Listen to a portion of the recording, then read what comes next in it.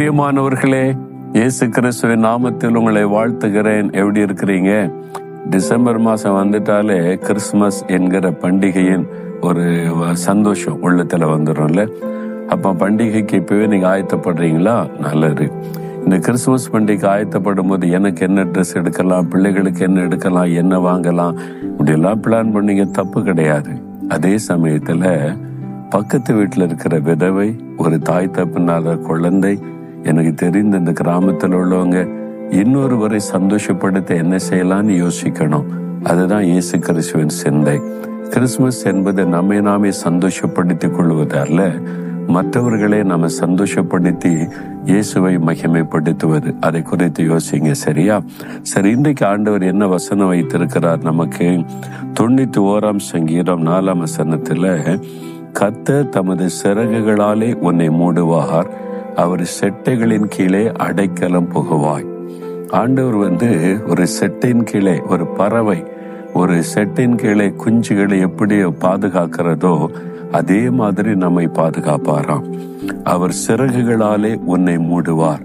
ஒரு ஆபத்து வரும்போது, ஒரு நெருக்கம் வரும்போது, சத்துரு எழும்பி உங்களுக்கு தீங்கு செய்ய நினைக்கும் போது, உங்க வீட்டுல, வெளியில, வேலையில, பிசினஸ்ல, நீங்க இருக்கிற சூழ்நிலையில, ஊழியத்துல பொல்லாத மனிதர்கள் உங்களுக்கு விரோதமா எழும்பி தீமை செய்து அழித்து விடலாம் நினைக்கும் போது, ஆண்டவர் சிறகுக்குள்ள வைத்த மூடி ஒரு பறவை தன் குஞ்சை பாதுகாக்கிற மாதிரி பாதுகாப்பாராம். ஒரு தரம் தொட முடியாது, பயப்படாதுங்க. நான் சின்ன பையனா இருக்கும்போது எங்க கிராமத்துல, எங்க பண்ணை வீட்டுல ஆடு மாடுகள் எல்லாமே இருக்கும். அதே மாதிரி கோழிகள் வளர்ப்போம். கோழி குஞ்சு பொறிக்க வைத்து அந்த கோழி முட்டைகளை வச்சு அந்த கோழி அடை காக்கும். அது குஞ்சு பொறித்து அது அப்படியே வளர்க்கும். அந்த குஞ்சுகளை பார்த்தா ரொம்ப, தாய் அந்த குஞ்சுகளை நடத்துகிற விதம் பார்த்தா ரொம்ப சந்தோஷமா ஆச்சரியமா இருக்கும். சின்ன அந்த குஞ்சுகள் அப்படியே தாய் பின்னாலே போகும். அது குப்பையை கிளறி குஞ்சுகளுக்கு இறை கொடுக்கும். அதை கவனித்து கொண்டே இருக்கும் அந்த கோழி. ஒரு சில சமயத்துல 15 குஞ்சுகள் கூட இருக்கும். ஒரே தாய்க்கு 15 குஞ்சுகள் அந்த முட்டை பொறிச்சிருக்கும். அந்த முட்டையில அது அடை காத்து. அப்ப நான் பார்த்துருக்கேன், அவ்வளோ குஞ்சுகள் பார்க்க ரொம்ப அழகா இருக்குல்ல. சின்ன வயசுல நாங்கெல்லாம் என்ன பண்ணோம், அதுக்கு கரையானா ரொம்ப பிடிக்கும். அந்த கோழி குஞ்சுகள் சாப்பிட அந்த கரையானை நாங்கள் எடுத்து அதுக்கு போடுவோம். அது அப்படியே சாப்பிடும். அப்ப நான் கவனிச்சிருக்கிற ஒரு சமயம் பல முறை பார்த்திருக்கிற, திடீர்னு இந்த கோழி அப்படி சரிஞ்சு பார்க்கும்.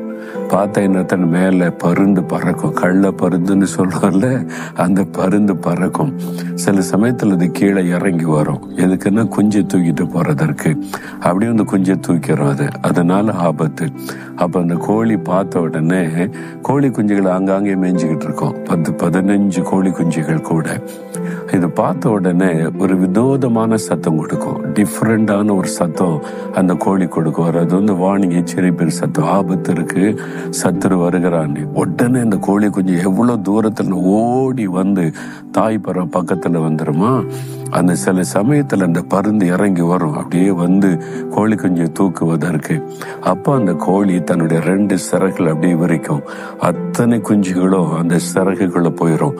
அப்படியே மூடிக்கொள்ளும். பாருங்க, ஒரு குஞ்சு கூட வெளியே தெரியாது. அப்படியே அந்த குஞ்சுகள் தாயனுடைய செட்டைக்குள்ள போயிடும். அப்படியே பார்க்க கள்ள பருந்து அப்படியே வரும்.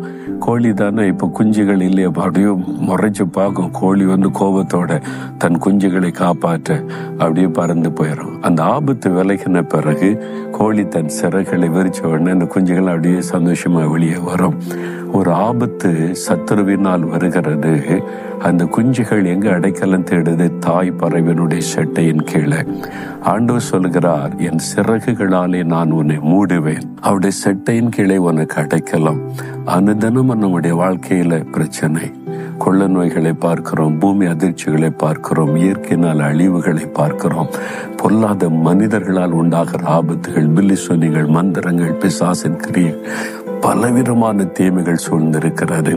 நமக்கு பாதுகாப்பான இடம் தேவனுடைய அந்த அரவணைப்பு, அவருடைய செட்டைக்குள்ளே நான் இருக்கிறேன் என்ற உணர்வு.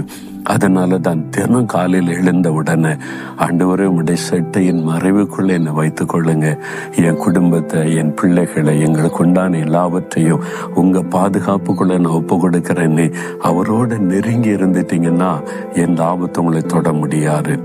ஒரு தாய் பறவை எச்சரித்தும் அந்த தாய்க்கோழி எச்சரித்தும் தூரத்துல ஒரு கோழி குஞ்சு அதை சட்டை பண்ணாம மேய்ஞ்சிக்கிட்டே இருந்தா பருந்து தூக்கிட்டு போயிடும். அப்போ சத்துருடைய பிடியில சிக்க காரணம் தாய் பறவை விட்டு தூரமா இருந்ததுதான். அது பக்கத்துல இருந்த அந்த செட்டுக்குள்ள வந்துட்டா ஆபத்து எதுவும் மேற்கொள்ள முடியாது. நீங்க எப்பொழுது இயேசுவோடு இருங்க, அவருடைய செட்டைக்குள்ள இருங்க. யாருன்னு சொல்றாரு, என் செட்டைக்குள்ள வந்துரு மகளே, வந்துரு மகனே, நான் இருக்கிறவனை பாதுகாக்க நீ சிறகுகளாலே மூடுவாராம். எவ்வளவு அற்புதமான ஒரு ஆண்டவர் நமக்கு இருக்கிறார் பாத்தீங்களா. கொள்ள நோய் தொடாது, இயற்கையின் ஆபத்துகள் மேற்கொள்ளாது, எந்த ஆபத்தும் சேதப்படுத்தாது, பொல்லாத மனிதர்களும் உன்னை சேதப்படுத்த முடியாது, பொல்லாத ஆவிகளும் உன்னை தொட முடியாது. அவருடைய சட்டையின் பாதுகாப்புகளுக்குள் இருக்கும்போது சத்துருவின் எந்த வல்லமையும் தொட முடியாது. 1000 மந்திரவாதிகள் ஒன்று சேர்ந்து உங்களுக்கு விரோதமாய் மந்திரவாதம் பண்ணினாலும் உங்களை டச் பண்ண முடியாது. விசுவாசிங்க, என் தகப்பன் என் ஆண்டவர் அவருடைய சட்டைக்குள்ளே வைத்து பாதுகாக்கிறார் என்று. அதுதான் பெரிய சந்தோஷம். இன்னைக்கு சொல்றீங்களா, ஆண்டவரே உடைய சட்டையின் மறைவுக்குள்ள நான் வந்துடுறேன், என்னையும் என் குடும்பத்தையும் உடைய சட்டைக்குள்ளே நான் ஒப்பு கொடுக்கிறேன், உடைய அரவணைப்புக்குள் ஒப்பு கொடுக்கிறேன், உம்மோடு கூட நெருக்கமா எப்பொழுது இணைந்திருக்க அர்ப்பணிக்கிறேன். உங்களுடைய சட்டையின் மறைவுக்குள்ளே வைத்து எங்களை பாதுகாத்து நடத்தும். இந்த தீமைகள், பொல்லாத மனிதர்கள், பொல்லாத ஆவிகள், அந்த தீமைகள் எல்லாம் விலகி போக நீர் எங்களை பாதுகாத்து நடத்தும். இயேசுவின் நாமத்தில் ஆமேன், ஆமேன்.